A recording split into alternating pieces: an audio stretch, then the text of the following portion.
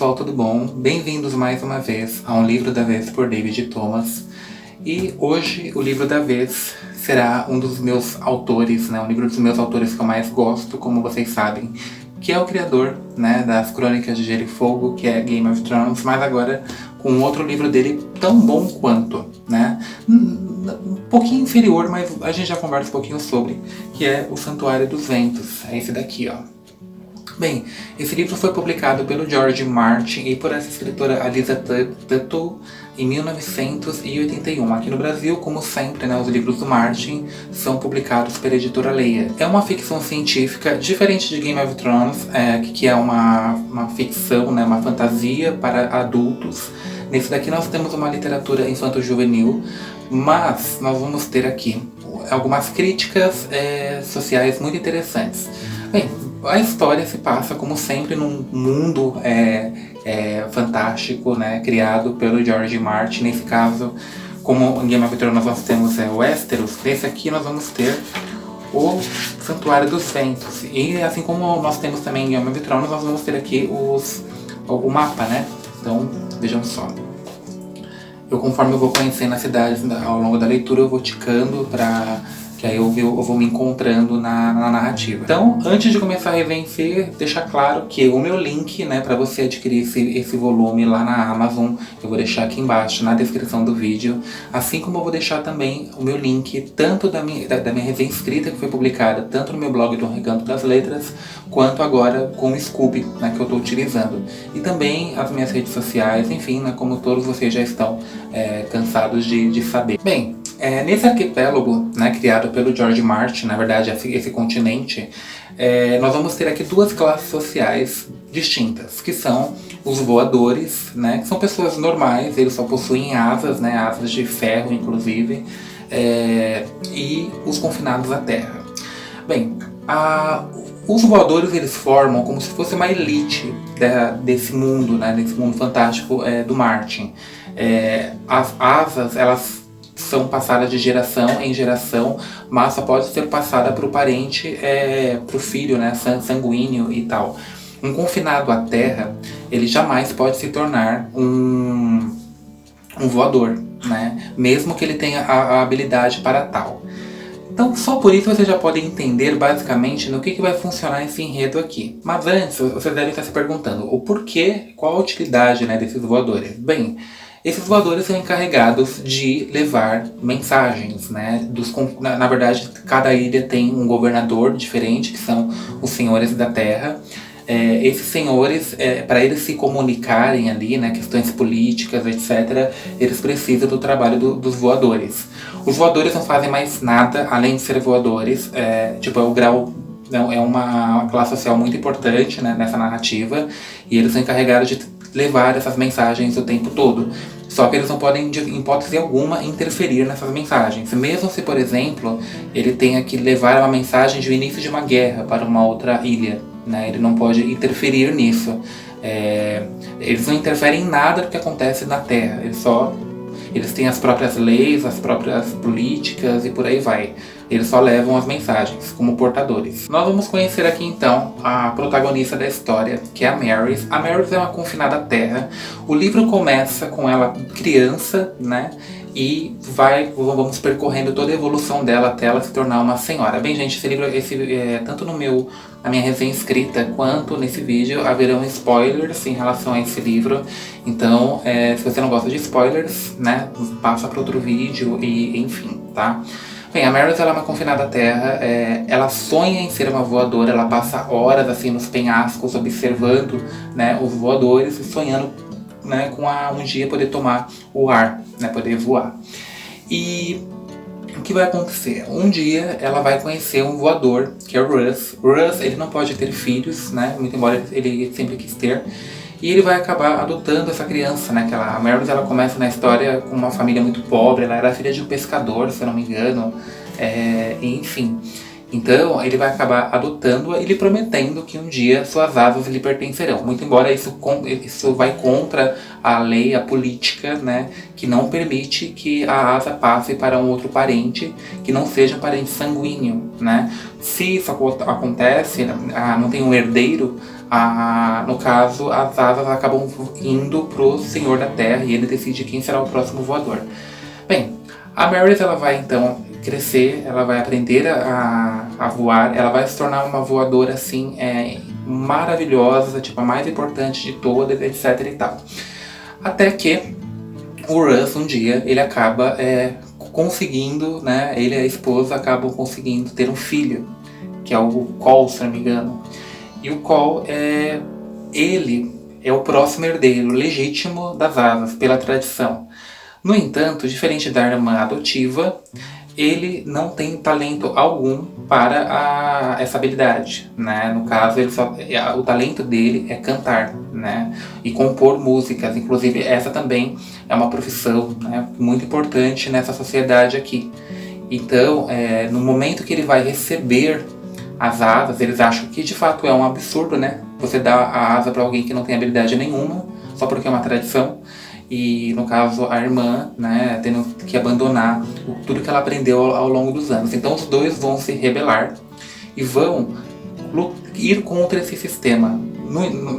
Porém, nós temos que lembrar que ir contra a tradição dos voadores é uma heresia aqui. Então, no caso, eles vão se tornar heréticos, vão ser até exilados. O próprio pai vai renegá-los, assim, porque é uma questão... Esse livro fala muito de tradição, gente, é muito interessante. Então, eles vão, como eu disse, lutar contra essa tradição. Como a Maryse, ela cresceu, né, no meio dos voadores, mesmo ela não sendo uma tal, ela tem muitos colegas, né, pessoas que a admiram bastante. Então, quando ela vai ser expulsa, os próprios voadores se unem para defender a colega. Ela consegue quebrar essa tradição, né, depois de um conselho ali. Inclusive, ela vai fundar uma academia de voadores, né, porque ela vai falar, gente, tem confinar, qual é o sentido de ter confinados a Terra só porque a pessoa ela não tem um parente voador, né, alguém com quem ela vai herdar as asas, mas tem habilidade para tal e não pode se tornar. Então ela vai ser permitido para ela abrir uma academia de voadores. E aí a gente vai começar a entrar em umas partes da história que é muito interessante, porque a gente vai ver que nem sempre as coisas são como a gente imagina. Então, por exemplo, uma argumentação aqui que ela vai utilizar é que a pessoa não nasceu, a habilidade de voar já nasce, né, com a pessoa. E não é só isso, né? A pessoa tem que aprender. Por quê? Vai se levantar aqui também, isso ela já é adulta, e vai se levantar os governadores, né, os senhores da terra contra as academias dela, porque muitos não estão satisfeitos com as academias, né, porque como pode, eu tenho o direito nato familiar, né, tá na minha herança familiar, adquirir uma asa, e quem a toma de mim é um confinado à terra, já que os confinados à terra são uma classe muito inferior, assim, muito mal vista e enfim, né? Então eles vão se levantar contra ela, porque mesmo ela tendo feito tudo isso, quem permanece sendo os melhores voadores são os que nascem dentro de uma família de voadores. Embora isso é muito bem explicado, né? Muito facilmente explicado. Porque se você nasce num meio onde você desde cedo induzido a praticar determinada coisa, você vai, né, a tendência é você praticar muito melhor aquilo do que uma pessoa que começa aos 30 anos, enfim, começa muitos anos depois, né. Eu não vou falar muito, porque eu também não quero dar muito spoiler, né, embora se você quiser ver tudo, do enredo assim, bem detalhado, vão na minha resenha escrita que vocês vão ter uma noção melhor. Mas aqui a gente vai acompanhando cada etapa da vida dela, e cada etapa é um conflito diferente. Então um dos últimos conflitos que tem aqui que eu achei mais interessante é que há um momento que uma voadora, né, confinada à Terra, se tornou uma voadora, que já por si só, né, já criou uma raiva, uma disputa entre eles, porque os próprios voadores natos, vamos dizer assim, e os voadores que se tornaram voadores, né, eles acabam entrando num conflito. E uma dessas voadoras, ela vai quebrar, assim como a Maryse fez lá no passado, uma das principais tradições, que é não interferir na política dos confinados à Terra. Para evitar uma guerra, ela vai mentir, né? Lógico que é uma boa intenção, só que ela vai mentir, ela vai levar uma informação mentirosa, ela vai alterar uma informação. E um senhor da terra, né? O Senhor da Terra de Tales, que é uma das ilhas lá do norte, se não me engano. Inclusive até aparece aqui, ó. Tales fica bem aqui, bem no norte praticamente. Ele, com muita raiva delas, né, dos voadores que ele já estava, ele vai se aproveitar dessa atitude que ela teve e vai restabelecer um regime totalmente tirânico contra os voadores. Ele vai matá-la, né, inclusive ele vai matá-la com as próprias asas, ele vai executá-la em praça pública. E assim, isso também já é uma afronta, porque os únicos que têm direito a julgar os voadores são os próprios voadores, né? Então, a Maerys, nesse momento que ela já passou por várias situações, que para você saber, você vai ter que ler o livro, né? Antes disso, tem outros conflitos também muito interessantes. Ela vai ser obrigada a tomar uma atitude, né? Então, ela vai ter que, no caso, lutar mais uma vez. Lembrando que esse é um dos últimos conflitos, eu pulei assim do início pro final praticamente. Então ela já tá uma senhora, inclusive eu assim, conhecendo o Martin como eu conheço, o Martin em Game of Thrones a gente sabe que ele tem a tendência de matar protagonistas. E a Maerys aqui ela vai tendo durante o livro um sonho, né, que ela tá voando por um céu totalmente sem luz, sem vento, e ela acaba caindo e morrendo, né? E eu fiquei o tempo todo, conforme eu estava lendo, esperando o momento que ela fosse morrer. Primeiro por esses sonhos, né, que ela tem o tempo todo, mas também conhecendo, né, o autor aqui que a gente super conhece, sabe que ele gosta disso, né, de matar personagens importantíssimos de uma narrativa. E eu não vou dizer, para você que está vendo o vídeo, eu não vou dizer se isso de fato vai acontecer. Mas se você quiser saber, vai lá na resenha escrita, dá uma olhada, tá? Vocês vão saber se ela morreu ou não. Embora quem já leu Game of Thrones vai conseguir entender. Vai conseguir associar uma coisa na outra. É assim, gente, uma coisa que você tem que ter em mente, que foi até um erro que eu cometi. Quando eu peguei esse livro para ler, eu já olhei para ele com um olhar de Game of Thrones. Então eu pensei, falei, putz, mano, é um livro assim, né? É o Martin que escreveu, e eu pensei que era a mesma pegada. Tem muitas semelhanças, tá? Com as Crônicas de Gelo e Fogo. Mas vamos pensar que esse daqui é um romance de fantasia para crianças, né? As Crônicas de Gelo e Fogo é um romance de fantasia para adultos. Então há uma grande diferença, tá? Então, por exemplo, aqui pode ficar tranquilo, né, se vai dar pro filho, pra alguém, eu não sei. Não tem cenas de sexo.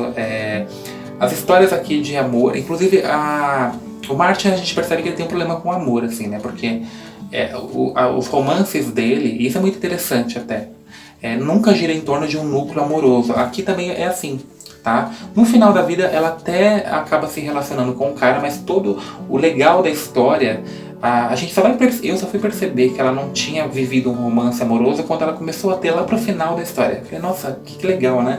As Crônicas de Gelo e Fogo praticamente giram em torno disso também.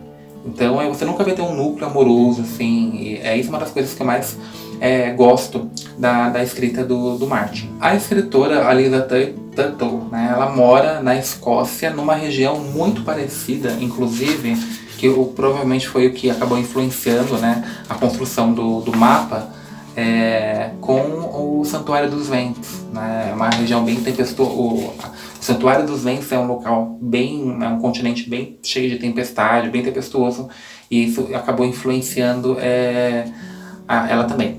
Bem, assim, eu gostei bastante da obra, não foi um livro que eu super amei, mas acho que eu releria novamente, acho super válido a leitura, as questões políticas abordadas aqui são muito interessantes também. Agora, assim, tem algumas coisas, por exemplo, que eu não achei, que não ficou muito bem. A forma como os irmãos se rebelam contra o sistema, contra a tradição, na verdade, no início do livro, eu não achei muito bem feita. Eu achei uma militância muito exagerada. Que eu tenho algumas questões em relação a isso, né? Até mesmo na literatura. Então eu achei que não ficou muito bem construída, foi muito rápido demais. E uma tradição, assim, o livro fala, né, que é uma tradição muito antiga, né? É uma heresia e tal.